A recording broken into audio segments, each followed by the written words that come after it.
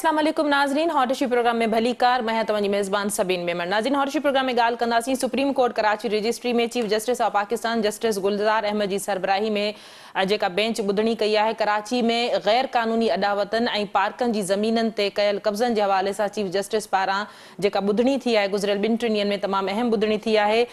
पाक फ़ौज खे अस्करी पार्क मोटाइण जो हुकुम ॾिनो वियो आहे चीफ जस्टिस पारां। जेकॾहिं असां कल्ह जी ॿुधणी जी ॻाल्हि कयूं, चीफ जस्टिस जो चवणु हो त कब्ज़े खां बचाइण जे लाइ पार्क जेको आहे सो पाक फ़ौज खे ॾिनो वियो हो। चीफ जस्टिस जो सवाल हो त 38 दुकान कीअं ठहिया। चीफ जस्टिस शादी हाल ऐं झूलनि बाबति पिणु पुछाणो कयो। चीफ जस्टिस जो चवणु हो त फ़ौज जो तमामु वॾो दर्जो वॾो कमु आहे। फ़ौज जो कमु पाकिस्तान जी हिफ़ाज़त करणु आहे ऐं इहो ई फ़ौज जो आइनी कमु आहे। चीफ जस्टिस पारां हुकुम ॾिनो वियो त KMC जो एडमिनिस्ट्रेटर 2 हफ़्तनि अंदरि अस्करी पार्क जो इंतज़ाम संभाले ऐं उतां पंहिंजा झूला उनजो चवणु हो त वापसि लाथा वञनि ऐं ॿिया झूला लॻाया वञनि ऐं शहरनि खां फीस न वरिती वञे। इन ते बि ॻाल्हाईंदासीं। इन खां अलावा चीफ जस्टिस पारां नस्ला टावर जे हवाले सां पिणु अहम हुकुम ॾिनो वियो। चीफ जस्टिस पारां चयो वियो त नस्ला टावर खे तहवील में वठण बिल्डर ऐं कामूरनि ख़िलाफ़ केस दाख़िल कयो वञे ऐं इन हवाले सां पैसा जेके आहिनि से बिल्डर खां वरिता वेंदा। चीफ जस्टिस अदालत सगोरी जे अहिड़े रिमार्क्स हुकुम खां पोइ नस्ला टावर जे ज़िम्मेवारनि ख़िलाफ़ केस पिणु फ़िरोज़ाबाद थाणे ते दाख़िल कयो वियो आहे, जंहिंमें चयो वियो आहे त SBCA जे ऑफिसरनि खे नामज़द कयो वियो आहे। इन हवाले सां पुलिस जूं पार्टियूं पिणु जोड़ी वयूं आहिनि। इन ते बि ॻाल्हाईंदासीं। इन खां अलावा ॻाल्हाईंदासीं त हिन वक़्तु डील जे हवाले सां मुख़्तलिफ़ ॻाल्हियूं हली रहियूं आहिनि। त डील जे हवाले सां जेकॾहिं आसिफ अली ज़रदारी या बिलावल भुट्टो ज़रदारी जी स्टेटमेंट जी ॻाल्हि कजे त कल्ह गढ़ी ख़ुदा बख़्श में बिलावल भुट्टो ज़रदारी पारां बिल्कुलु क्लियर कट चयो वियो हो त का बि डील न कई वेंदी। इहा अफ़वाह शहीद बेनज़ीर भुट्टो जी वतन वापसी जे हवाले जॾहिं वापसी थी हुई उन वक़्तु बि इन तरह जा अफ़वाह उन्हनि सां जोड़िया वञनि पिया। कोशिशि कंदासीं त अॼोके प्रोग्राम इन्हनि ॿिनि मौज़ूअनि खे सहेड़े सघूं। इन हवाले सां असांखे जिन महिमाननि जॉइन कयो आहे उनजो तारुफ़ कराईंदी हलां। मेंबर सिंध असेंबली पीपल्स पार्टी सां ताल्लुक़ रखंदड़ शाहीना शेर अली असां सां गॾु आहिनि। शाहीना साहबा, वेलकम कहती हूँ, आपने प्रोग्राम में ज्वाइन किया। Thank you. PTI सां ताल्लुक़ रखंदड़ मेंबर सिंध असेंबली शहजाद कुरैशी साहब असां सां गॾु आहिनि। शहजाद साहब, आपको भी वेलकम कहती हूँ, आपने प्रोग्राम में ज्वाइन किया। शुक्रिया जी बहुत। शाहीना, क्या कहेंगी सुप्रीम कोर्ट कराची रजिस्ट्री में कराची जो सिंध का सबसे बड़ा शहर है उसमें जितनी भी गैर कानूनी इमारतें हैं या जो कब्जे किए गए उस हवाले से बड़ा हुक्म दिया गया है। आप समझ रही हैं कि इस हुक्मनामे पर अमल हो सकेगा?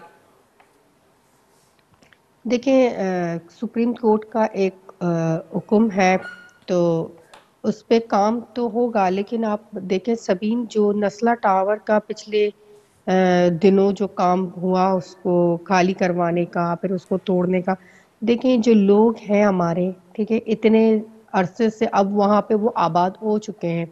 ये चाइना कटिंग, ये पार्कों पे कब्जे, ये आपको पता है ना, 13-14 साल पुरानी कहानी है जब ये शहर किनके हाथों में था और ये पूरा शहर चाइना कटिंग में तब्दील हो गया। ठीक है, अब बरसों से 14-13 सालों से लोग जो रह रहे हैं, अब जाहिर बात है उनको एकदम से वहां से निकालना, बेघर करना, बेरोजगार करना, ये भी एक मुश्किल अमल है। लेकिन जब कोर्ट का कोई फैसला है कि इस शहर की खूबसूरती के लिए वो करना है तो वो करना पड़ेगा और उसके लिए कोई एक प्लानिंग तैयार करनी पड़ेगी कि उन लोगों को किस तरह से जो है ना वो बेनिफिट दिया जाए या उनको दूसरे जगहों पे जो है वो शिफ्ट किया जाए उसके बाद। क्योंकि सिंध गवर्नमेंट ने भी हमेशा से इस बात की तरजीह दी है कि इस शहर कराची को बेहतर से बेहतर बनाना है, इस शहर कराची की खूबसूरतियों को जो है वो बहाल करना है। और ये शहर कराची हमेशा से हम कहते हैं ये सिंध का दिल है और दिल हमेशा जो है वो इंसान चाहता है कि वो खूबसूरत तरीके से उसको रखा जाए, उसका देखभाल किया जाए। तो इंशाअल्लाह ताला देखते हैं कोर्ट का जो फैसला है, क्योंकि नस्ला टावर का जो हुआ अभी आप देख रहे हैं वहाँ के लोग सराफा एहतजाज अब तक है। ठीक है, कोई फैसला जब आ जाता है तो उस फैसले पे हमें ये भी देखना चाहिए कि हम लोगों को किस तरह से रिलीफ दे सकते हैं। देखिए सबीन, अभी इतनी महंगाई है, ठीक है, उसमें लोगों को रोजगार मिलना बहुत मुश्किल है। अगर किसी को हम बेरोजगार करें और बेघर करें तो ये बहुत एक मुश्किल कठिन मरहला है, लेकिन बैठ के कुछ चीजें देख के फिर जाके आगे जो है वो बढ़ना होगा। शहजाद साहब, गुफ्तगू आपने सुनी और 2-3 दिनों से सुप्रीम कोर्ट कराची रजिस्ट्री में चीफ जस्टिस साहब जिस तरह से हुक्म दे रहे हैं वो भी आपकी नज़र से गुजरा होगा, किस तरह से देखते हैं? ये तो एक बड़ा पॉजिटिव रुख है कि कराची में जहां जहां कब्जे हैं, गैर कानूनी जहां पे इमारतें बनाई गई हैं, उनकी तामीरात को फौरी तौर पर रोका जाए। लेकिन इसके लिए सबसे ज्यादा जरूरी ये है कि उनके जिम्मेवारों का तयन किया जाए, उनको सजाएं दी जाएं। क्या कहेंगे आप? देखिए, सबसे इम्पोर्टेंट चीज ये है सलीम कि कौन सजाएं देगा। पिछले 14 साल से पीपल्स पार्टी की गवर्नमेंट है यहाँ पर। एक बहुत ही मशहूर जमाना होते मंजूर काका, वो तो सारी रात काम करते थे, रातों को भी परमिशन दे रहे होते थे। अभी भी उस वक्त मैं आपको बताऊँ 700 से 800 जो मेरी नॉलेज के मुताबिक बिल्डिंग हैं जो इलीगल है। पूरे शहर का उन्होंने इंफ्रास्ट्रक्चर ही चेंज कर दी। उस शहर का वो हाल किया है कि हर जगह पे अब कच्ची आबादियां बन रही हैं, तो कच्ची आबादियों की आड़ में मेन रोड को कमर्शियल कर दिया है। फिर उसके अलावा जो रेजिडेंशियल एरियाज थे उनको कमर्शलाइज कर दिया गया है। आप मुझे बताएं सेंट्रल का इस हाल ये है, खलीद एरिया, नाजाबाद, लियाकताबाद, वहाँ ग्राउंड प्लस 4-4, 5-5 मंजिला की परमिशन दे दी गई रेजिडेंशियल एरिया में। तो ये किसने दिए भाई? अगर SB3 ने दिए तो SB3 किसके अंडर में आता है? अब स्पीकिंग गवर्नमेंट के अंदर में आता है। नस्ला की सारी परमिशन किसने दी थी? ये पूरे शहर के अंदर हर जगह ये परमिशन इन्होंने दी है। माल इन्होंने खाया है, रिश्वत इन्होंने ली है, करप्शन इन्होंने की है। मैं आपकी बात से बिल्कुल मुत्तफिक करता हूँ कि सजा उनको होनी चाहिए जिन्होंने परमिशन दी है। जो सरकारी लोग इन्वॉल्व थे, जो मिनिस्टर थे, जिस मिनिस्ट्री के अंडर में ये सारे काम हुए, वो सीएम साहब रिस्पॉन्सिबल है कि पूरे शहर के अंदर जो परमिशन 14 साल की गई है। और अभी मुझसे आप भी यही कर रहे हैं। जो कल जज हुए, जो जज ने अपनी जज साहब ने अपनी जो रिमार्क दिए ना, इसीलिए दिए कि वो सियासी बातें वहां कर रहे थे। वो समझ रहे थे सियासी जलसा हो रहा है, जैसे वो किसी जलसे से खिताब कर रहे हैं। और वो हमेशा एडमिनिस्ट्रेटर नॉन सियासी होना चाहिए। इन्होंने अगर पॉलिटिकल अपॉइंटमेंट कर भी दिए तो काम तो गैर सियासी करें। वो तो अभी भी इससे उसलिए किस जाले को ठेका देना है पार्किंग का, किस जाले को क्या परमिशन देनी है बिल्डिंग बनाने की, सारी इंक्रोचमेंट की, सारे कब्जा माफिया की। आज भी आप देख रहे हैं पूरे कराची में जो सबर्ब्स हैं, जो सराउंडिंग एरिया में पक्के कब्जे हो रहे हैं। तो क्या कब्जे इनकी मर्जी के बगैर हो रहे हैं? आप मेरे इलाके में आ गए, ढेरी colony, PNT colony, Punjab colony, 40 गज 60 गज का प्लॉट है, ऐसे 12-12 मंजिला की परमिशन दी गई। शहजाद साहब, माफ कीजिएगा मैं आपकी बात काट रही हूँ। आप कह रहे हैं कि करप्शन इन पीपल्स पार्टी के दौर में ही, बिल्कुल ठीक। पीपल्स पार्टी के 13-14 साल हुकूमती दौर में भी कई ऐसी गैर कानूनी इमारतें हैं जो आंखों के सामने ही बनी है, कोई सिंध हुकूमत ने इस पे एक्शन नहीं लिया। ये बताइएगा क्या इससे मंजूर काका, मैं कहता हूँ कनाडा में बैठा हुआ है, इनके यहाँ जो करप्शन करता है उसको फिर कनाडा भिजवा देते हैं, इंग्लैंड भिजवा देते हैं, वो अमेरिका में बैठा होता है। इस मुल्क के अवाम का, इस सूबे की अवाम का खून वहां बैठे हुए होते हैं। कौन गिरफ्तार करेगा भाई? सुप्रीम कोर्ट की एक्शन ले। सुप्रीम कोर्ट तो जब देखती है कि कोई क्या कहते हैं वाली वारिस नहीं है, तो ऑब्वियसली फिर उसको एक्शन लेना पड़ता है। मेरे हिसाब से जहां जहां पर भी इन्होंने इलीगल कब्जे किए हैं। अभी मैं शाह फसल कॉलोनी की तरफ गया हुआ था, वहां रेवेन्यू की जमीन पे कब्जा हो रहा है, वहां दर दीवारें बनाई जा रही है। तो क्या या तो ये सो रहे हैं या ये मिले हैं या पुलिस भी इनके साथ मिली हुई है। प्रॉब्लम ये है हर इदारे को इन्होंने इतना करप्ट कर दिया है, इतना करप्ट कर दिया है कि इनके लिए ये सोने की तिजोरियां बनी। ठीक, शाइना साहब क्या कहेंगी आप? गुफ्तगू आपने शहजाद साहब की सुनी। देखिए, मैंने शहजाद साहब की गुफ्तगू सुन ली, ठीक है। बिल्कुल एक मतलब जो सियासी एक जवाब होता है उसने ये दिया। देखें, ये तो हर चीज जो है वो सिर्फ सिंध हुकूमत के ऊपर ही डालनी है। इनको तो मतलब बताया ही यही गया है। मैंने बिल्कुल ही पॉजिटिव बात की, मैंने किसी का नाम नहीं लिया सबीन। लेकिन शाइना, ये भी तो सच है ना कि पीपल्स पार्टी के इस हुकूमती दोनों टेन्योर्स में भी कई, तीनों टेन्योर्स में कई इमारतें बनी हैं। देखें, 13 साल पहले, ठीक है, इस सूबे के अंदर जिस तरह से चाइना कटिंग हुई है, ठीक है, ये लोग जिनसे हिसाब लेने जा रहे थे ना इस शहर का, बहुत अच्छा लगता था जब कंटेनर पे खड़े होके एक साहब कहता था कि इनको घसीट के मैं जो है वो लेकर आऊंगा। लेकिन जैसे ही वो मुल्क के प्राइम मिनिस्टर बने, उन्हीं लोगों को नफीस लोग कह के अपने बराबर में बिठा दिया। उनसे तो कोई हिसाब नहीं ले रहा है। यानी कि जिसको वॉश होना है वो फेडरल हुकूमत की तरफ जाए, अगर जो सिंध हुकूमत के साथ रहेगा तो उसको जो है ना बहुत सारी चीज़ों का जवाब देना होगा। मैंने आपको कहा सबीन कि ये चीजें हुई हैं, ठीक है, इस शहर के अंदर ये चीजें हुई हैं और ये चीजें हमें खत्म करनी है, लेकिन हमें एक राय हमल जो है उसका बनाना होगा। जो बुरा होगा, जो जिम्मेदार होगा, कोर्ट मौजूद है, जो अदलिया, जो कोर्ट का जो फैसला हमेशा से आया है, पाकिस्तान पीपल्स पार्टी ने उससे डिनाई नहीं किया है। अगर हमारे भी लोग होंगे तो आपको वो कटेरे में नजर आएंगे। हमारे जितने लोगों पे इल्जामात थे वो पकड़े भी गए और अदालत से जो है वो बरी भी हुए। पीपल्स पार्टी ने हमेशा अदलिया का, लेकिन कोर्टों शाइना का क्या ही एहतराम अच्छा किया। होता कि हम सुप्रीम कोर्ट के पेश हुए हैं। अहकामात पर अमल करते देखिए, हुए मैं कह सिंध रही हूँ हुकूमत कि खुद 13 जिम्मेदारान का साल तयन पहले, करती। 13 साल पहले, ठीक है, और ये शहर, इस शहर का जो मेयर था वो हमेशा से जो है वो किन का रहा है? ये शहर हमेशा से किन के हाथों में था? ये शहर तो वो शहर था जो रात को कोई लेट नाइट निकल नहीं सकता था। आपको पता है एक कहां से कॉल आती थी और ये शहर पूरा बंद होता था। अब अल्हम्दुलिल्लाह इस शहर के हालात पहले लेकिन से अभी बेहतर है अभी और 13 सालों मजीद से तो हमें, आप लोग हैं, 13 सालों मजीद से तो आप हमें लोग हैं। देखिए, मजीद हमें बेहतर करना है। हमें जिस तरह शहीद बीबी की शहादत के बाद ये मुल्क हमें जिस तरह से मिला, ये बड़े क्राइसिस में था, ठीक है, और जब कोई चीज आपको क्राइसिस में मिले उस चीजों को सही करने में भी आपको बहुत ज्यादा टाइम लगता है। और अल्हम्दुलिल्लाह हमने इस सूबे की खिदमत की है, इस शहर की खिदमत की है और जो कोर्ट का फैसला है उससे हम पीछे नहीं हटेंगे, लेकिन हम एक राय अमल तय करके आगे बढ़ेंगे। हम किसी ठीक। के ऊपर इल्जाम नहीं लगाएंगे, बहतान नहीं लगाएंगे।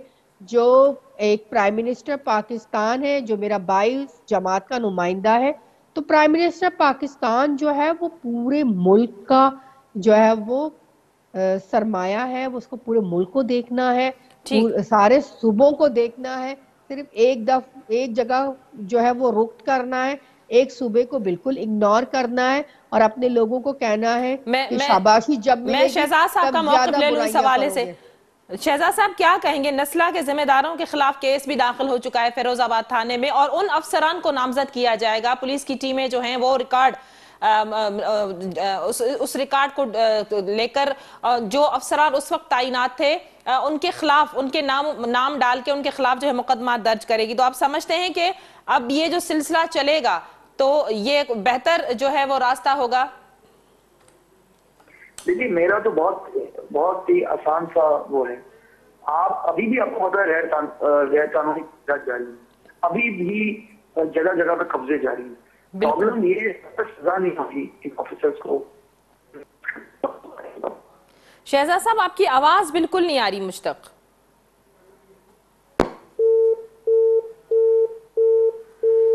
शहजाद साहब से हम कोशिश करेंगे दोबारा राब्ता हो सके, लेकिन शाइना साहब ये भी बताइएगा कि कुछ दिन पहले जो हेयरिंग हुई थी उसमें लास्ट टाइम तो सईद गनी साहब ने भी बड़ा इस पे वो किया था, रिमार्क्स दिए थे कि गैर नस्ला के हवाले से या गैर कानूनी इमारतों के हवाले से उनका कहना था कि हम तब तक ये फैसला नहीं कर सकते जब तक इनकी रिहाइश का कोई मुतबादिल इंतजाम नहीं हो जाता। तो सिंध हुकूमत इसमें क्यों डिले कर रही है? अगर ये प्लान सिंध हुकूमत को ही जोड़ना है तो इस हवाले से अब तक क्या प्लानिंग हुई है?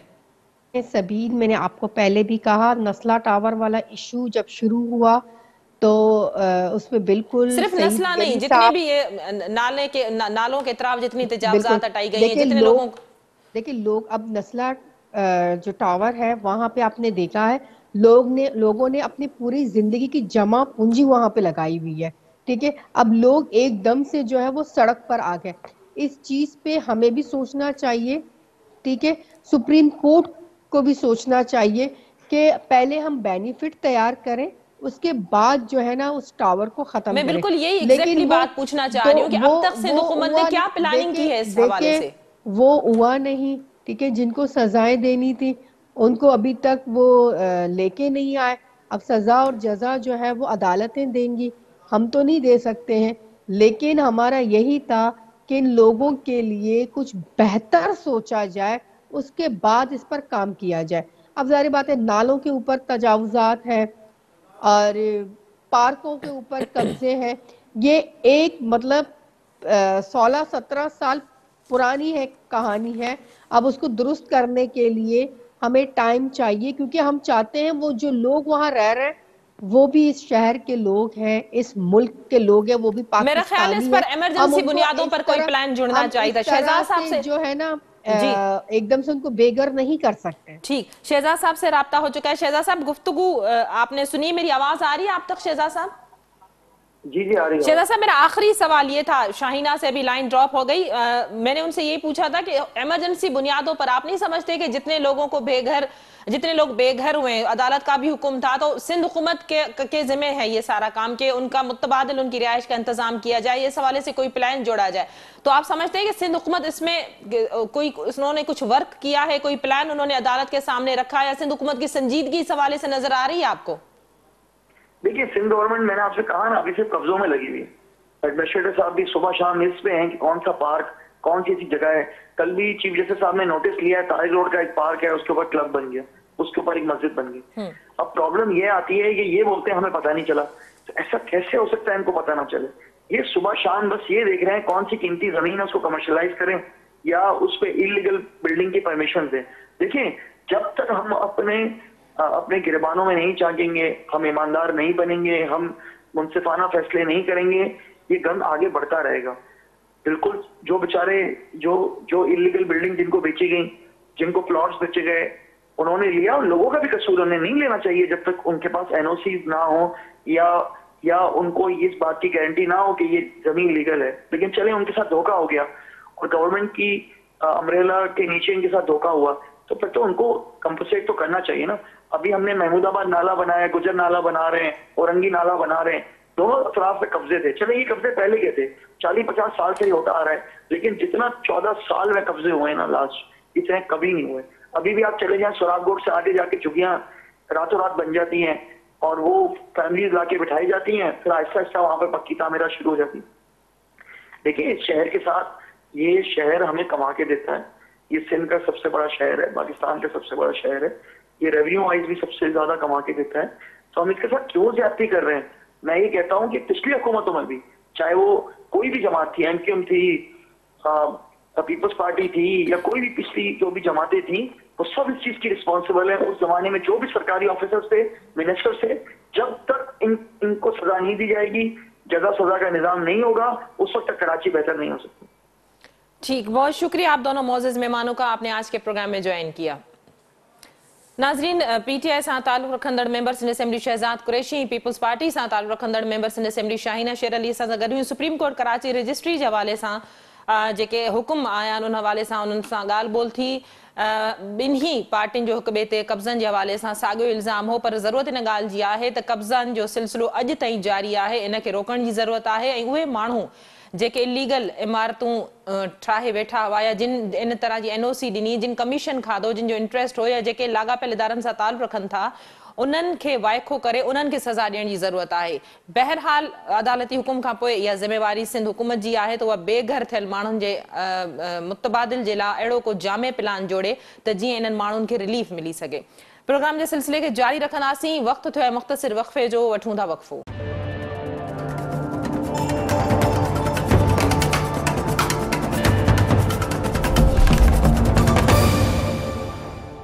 वेलकम बैक नाज़रीन। प्रोग्राम जे सिलसिले खे अॻिते वधाईंदासीं। प्रोग्राम जे ॿिए हिसे में ॻाल्हि कंदासीं कल अगड़ी ख़ुदा बख़्श भुट्टो में जेको बेनज़ीर शहीद राणी मोहतरमा बेनज़ीर भुट्टो जी 14वीं वरसी मल्हाई वई। इन वरसी जे मौक़े ते जेको जलसो थियो, हुन में बिलावल भुट्टो ज़रदारी ऐं अॻूणे सदर आसिफ अली ज़रदारी पारां ख़िताब पिणु कयो वियो। बिलावल भुट्टो ज़रदारी जो चवणु हो त असांखे डील जी का बि ज़रूरत न आहे। डील जूं ॻाल्हियूं उन वक़्तु बि कयूं वयूं हुयूं जॾहिं शहीद राणी मोहतरमा बेनज़ीर भुट्टो वतन वापसि वरी हुई। हुन जो चवणु हो त शहीदनि जे खून कंदड़नि सां कॾहिं बि डील नथी थी सघे।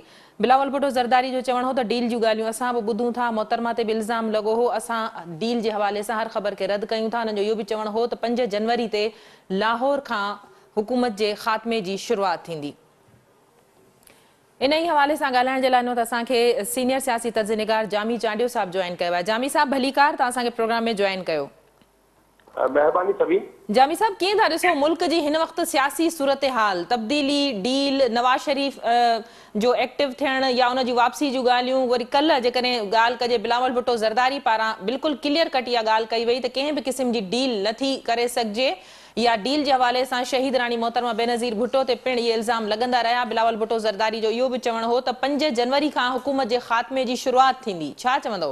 जलसे में तकरीर करण हिकिड़ी ॿी ॻाल्हि आहे ऐं हक़ीक़तूं जेके आहिनि उहे बिल्कुलु हुनजे ॿिए तरफ़ बीठल हूंदियूं आहिनि ऐं पाकिस्तान में जेको रियासती ढांचो आहे, जेको ताक़त जो तवाज़ुन आहे ऐं जेको हे सियासी निज़ाम हले थो, जेको ख़ासि तौर ते ज़ियाउल खां पोइ जो मॉडल आहे जंहिंमें हाइब्रिड डेमोक्रेसी अचे थी ऐं सियासी हुकूमतूं तमामु महदूद अख़्तियार खणी पावर में अचनि थियूं, त इन हवाले सां इहो चवणु त उन्हनि पार्लियामानी सियासत में जुड़नि करे डील न कई आहे या कॾहिं बि डील न कंदियूं, इहा ॻाल्हि एतबार जोगी न आहे। हा, ईअं ज़रूरु आहे त ज़ाहिर आहे सियासत जी दुनिया आहे, इन करे किन मौक़नि ते उन्हनि जो टकराव थिए थो एस्टेब्लिशमेंट सां जुज़वी तरह ऐं किन मौक़नि ते उन्हनि जूं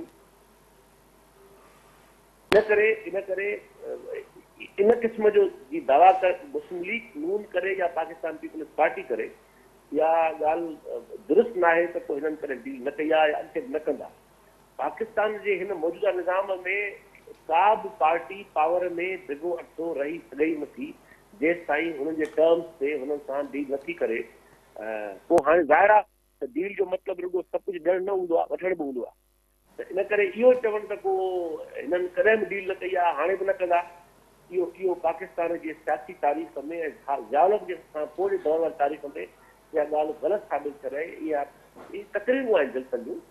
असुल ॻाल्हि इहा आहे जेका तव्हां हाणे ॿी ॻाल्हि कई जेको चयो वञे थो त हाणे हिन हुकूमत खे ॻाइण जी या लाहिण जी कोशिशूं शुरू थींदियूं। सवाल इहो आहे त मूंखे ॿुधायो त हीउ जेको सियासी मज़ाहिमत जो जेको अंधो मंदो जेको लाड़ो असां ॾिसंदा हुआसीं पार्लियामानी सियासत में पार्टियुनि में ज़ियाउल खे दौर नज़र आयो।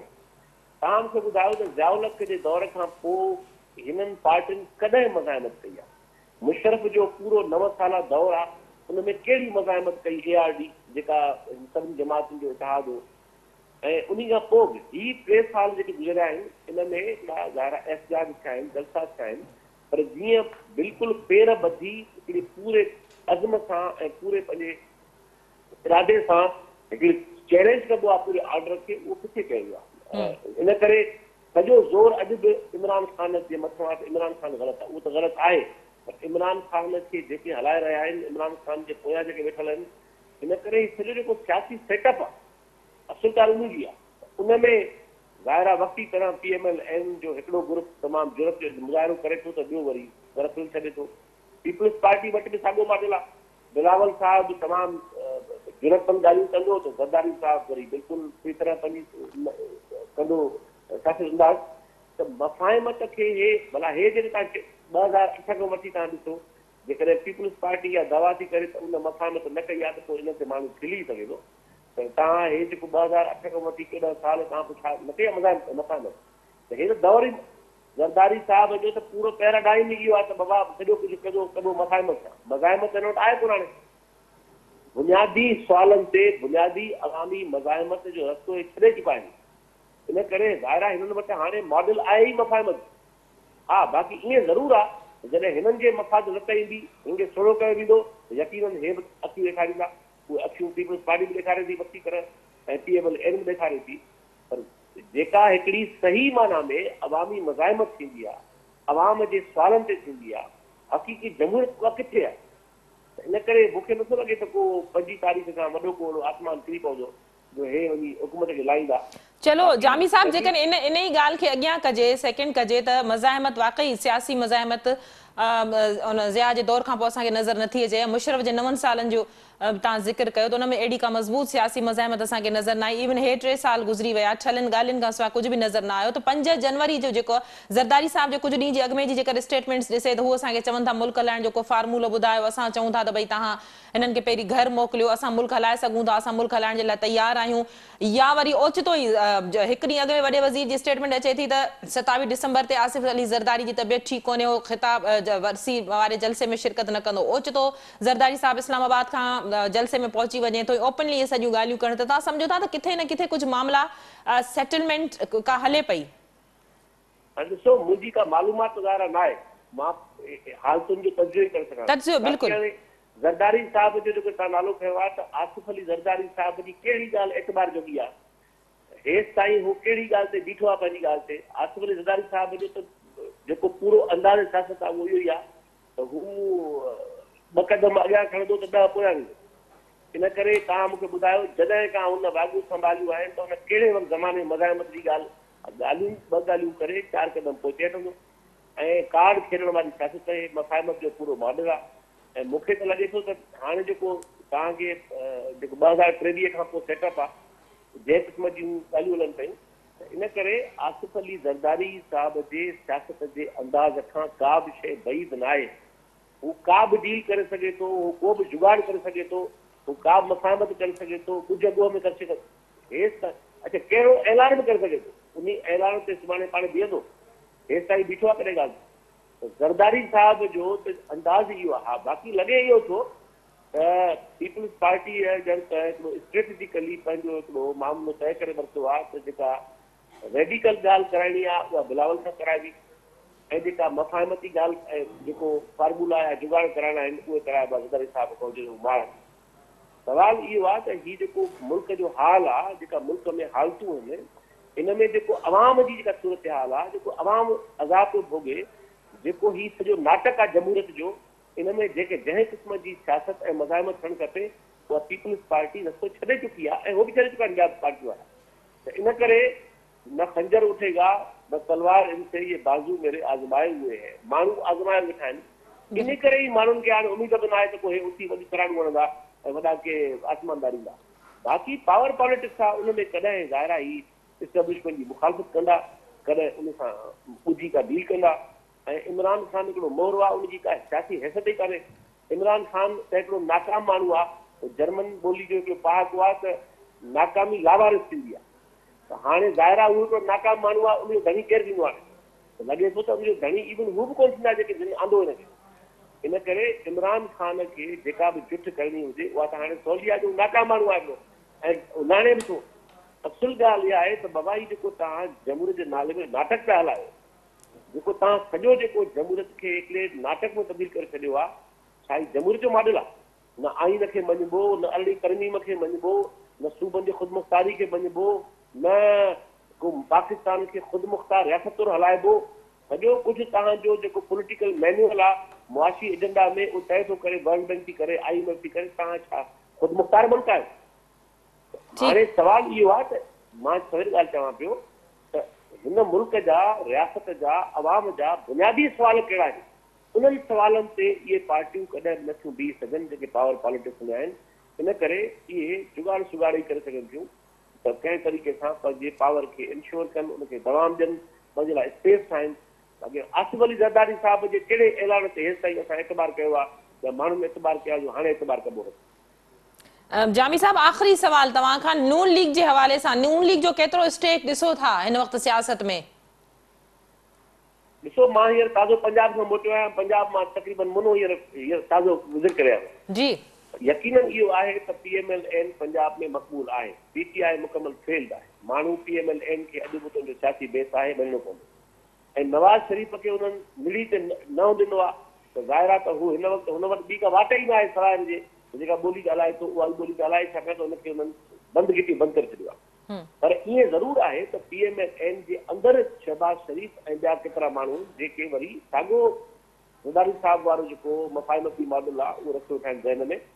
इन करे ॾिसजे त हालतूं अॻियां हाणे ज़ाहिर आहे 2 सालनि खां पोइ इलेक्शन थियणी आहिनि, नओं सेटअप अचिणो आहे, ज़रूरु इस्टेब्लिशमेंट बि पंहिंजूं रांदियूं कंदी हूंदी, हीअ बि कंदा हूंदा। बाक़ी हिन वक़्तु PMLN जेका आहे उहा वरी बि टको पैसो बीठी आहे ऐं पंजाब में हुनजो बेस क़ाइमु आहे। हाणे ॾिसजे त PMLN जेका आहे उहा आख़िरी 2 सालनि में कीअं थी अॻियां साम्हूं अचे। इहा ॻाल्हि पक सम्झिजो त इहो चवणु त PMLN वरी वॾी कंधार आहे बीह सुभाणे, PMLN बि जॾहिं वारो लॻो त उहा ज़रूरु मफ़ाहिमत कंदी। शर्त इहो आहे त हुनजे लीह मथां लत हू हटाइनि। इन ई मफ़ाहिमत नवाज़ शरीफ़ जी वापसी भी थी सके थी? जामी साहब, छा तर्जियो कंदो? जेकॾहिं नवाज़ शरीफ़ हिननि जे सां कंहिं मुआइदे तहत वापसि आयो डील करे त पोइ त हुनजी ख़ुदकशी हूंदी। पोइ त माना जेको ॻाल्हायो कयो सभु जो रायगा उहो ज़ाहिर न कंदो मूंखे लॻे थो। ऐं जे हिनखे ज़ोरी आंदऊं त इहा ॻाल्हि PMLN जे हक़ में हूंदी ऐं नवाज़ शरीफ़ जे हक़ में हूंदी। ऐं जेकॾहिं नवाज़ शरीफ़ पाण थो अचे, जेकॾहिं सरेंडर करे ठीकु आहे बाबा मां वापसि थो अचां, त पोइ त हुनखे सियासी तरफ़ फ़ाइदो ई थींदो। ऐं ॾिसजे त इन 3 ऑप्शन मां कहिड़ो ऑप्शन थो आज़मायो वञे ऐं कोशिश यकीनन इहा हूंदी PMLN जो जेको विचेसरो ग्रुप आहे शहबाज शरीफ़ वारो त कंहिं तरीक़े सां का विचो रस्तो कढिजे पर जेकॾहिं नवाज़ शरीफ़ जंहिं स्केल ते ॻाल्हायो आहे जंहिं स्केल ते पंहिंजा कार्ड्स खणी वियो आहे जंहिं स्केल ते हुन पंहिंजी ॻाल्हियूं रखियूं आहिनि जेकॾहिं हाणे हिकु क़दम बि पोइ हटंदो त ज़ाहिर आहे त उहा हुनखे सियासी तरह हुनजे लाइ इंतिहाई नुक़सान था थींदो। वॾी महिरबानी जामी चांडियो साहब, तव्हां पंहिंजो तजियो ॾियण लाइ असांखे प्रोग्राम में जॉइन कयो। नाज़रीन, सियासी तर्ज़निगार जामी चांडियो असां सां गॾु हा। हुनजो चवणु हो त अहिड़ी का बि पार्टी न आहे जंहिं कॾहिं बि का डील या मुफ़ाहिमत न कई हुजे। हिन वक़्तु सियासी मज़ाहिमत वारो अंसर कंहिं बि पार्टी में नज़र नथो अचे। हुनजो चवणो त मुशर्रफ वारा 9 साल या मौजूदा सेटअप जा 3 साल ई ॾिसजनि त का बि अहिड़ी सियासी पार्टी न आहे जंहिं दावान खां सवाइ का सियासी मज़ाहिमत जो को किरदारु अदा कयो हुजे। जामी चांडियो जो इहो बि चवणु हो त जेकॾहिं का बि अहिड़ी डील ॻाल्हि ॿोल थिए थी या मुलाक़ात थिए थी त यकीनन उन में डील जो जुज़ मौजूदु हूंदो या मुफ़ाहिमत उनखे चई सघिजे थो। जेकॾहिं नवाज़ शरीफ़ जी वापसी थिए थी त इहो सियासी हवाले सां नवाज़ शरीफ़ खे फ़ाइदो रसंदो। जेकॾहिं हुनजो चवणो त नवाज़ शरीफ़ खे ज़ोरी वापसि आंदो थो वञे त इहो बि हुनजे हक़ में बहितर हूंदो। पर जेकॾहिं नवाज़ शरीफ़ खे डील या मुफ़ाहिमत तहत अचे थो त इहा हिकिड़ी सियासी ख़ुदकुशी साबित थींदी। अॼोके प्रोग्राम में एतिरो ई। ईंदड़ प्रोग्राम ताईं ॾींदा इजाज़त। अल्लाह वाही।